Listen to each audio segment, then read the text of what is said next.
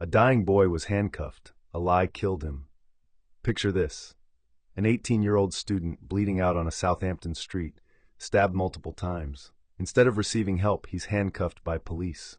Why? Because his killer told officers the dying boy had racially abused him.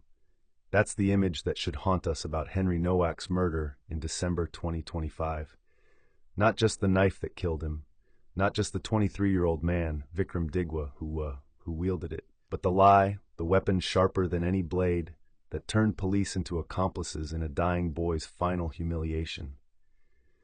Henry Nowak was handcuffed while dying because someone said the magic words, racial abuse. This is what happens when racism accusations become currency, when they're traded like counterfeit bills that poison the entire economy of truth. Digwa knew exactly what he was doing. He understood that in 2025 Britain, claiming someone knocked off his turban and hurled racial slurs would instantly shift the narrative. The victim becomes the villain. The murderer becomes the victim. And an 18-year-old lies bleeding in handcuffs. The weaponization of racism claims doesn't just harm the falsely accused, it detonates genuine anti-racism work. Every false claim makes it harder for real victims to be believed. Every lie like Digwa's hand's ammunition to those who want to dismiss all racism claims as fabrications. It's a double murder.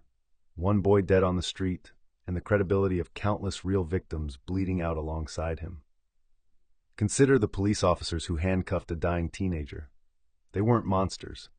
They were responding to what they'd been trained to take seriously: allegations of racial abuse. In an era of heightened awareness about racism, officers are primed to believe such claims. Digwa exploited that training, turned it into a weapon. The result? Henry Nowak spent his final moments not being saved, but being restrained.